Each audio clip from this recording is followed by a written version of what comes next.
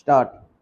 मोहन बनाम तमिलनाडु राज्य के वाद में मृतक और अभियुक्त के पिता के बीच पानी की निकासी को लेकर विवाद हुआ और उनमें झूमा झटकी भी हुई। स्टॉप।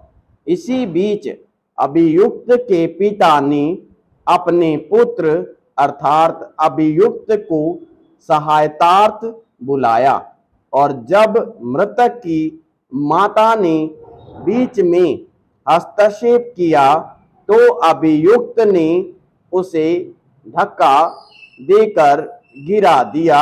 स्टॉप। इसके पश्चात अभियुक्त जाकर चाकू ले आया और उससे मृतक पर वार किए जिनके कारण मृतक की मृत्यु हो गई। स्टॉप।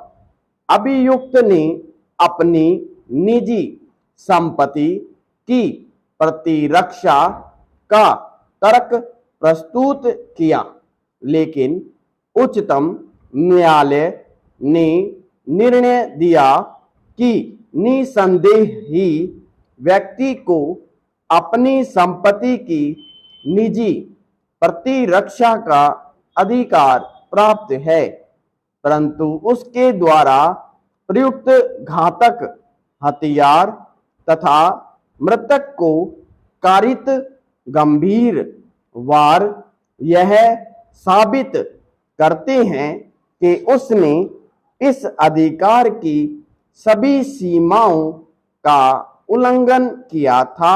स्टॉप। अतः उसकी दोष सिद्धि को भारतीय दंड संहिता की धारा 304 भाग 1 में परिवर्तित करते हुए अपील खारिज कर दी गई। Stop para. धारा 104 के प्रावधान धारा 101 के ही समान है। स्टॉप। यदि किसी व्यक्ति द्वारा किया गया अपराध धारा 103 में प्रगणित अपराधों से भिन्न प्रकार का है तो धारा 99 के प्रतिबंधों के अधीन उसे मृत्यु को छोड़कर अन्य किसी प्रकार की हानि पहुंचाई जा सकती है। स्टॉप।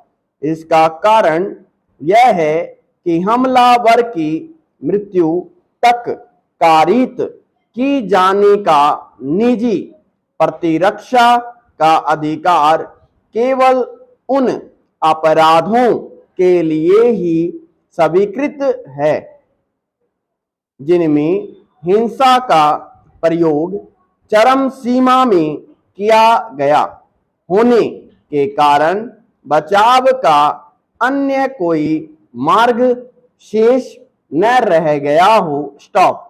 किसी चोर द्वारा चोरी करने या अत्याचार करने पर उसकी मृत्यु कारित नहीं की जा सकती जब तक कि उससे मृत्यु या गंभीर चोट की युक्ति युक्त आशंका न हो। पैरा।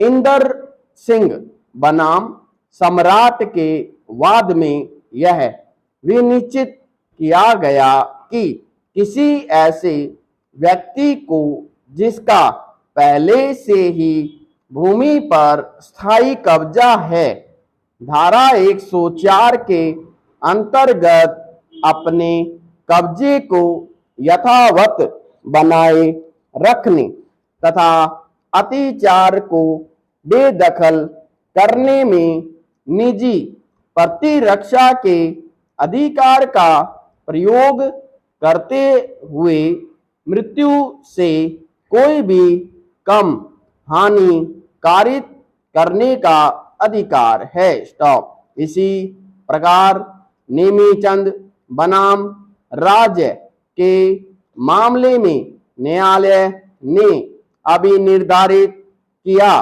कि सरकारी भूमि पर आपराधिक अत्याचार या रिश्ती रोकने के लिए वन रक्षक को निजी प्रतिरक्षा के अधिकार का प्रयोग करते हुए अत्याचार या रिश्ती करने वाले व्यक्ति को मृत्यु से कम हानि कारित करने का अधिकार प्राप्त है। स्टॉप।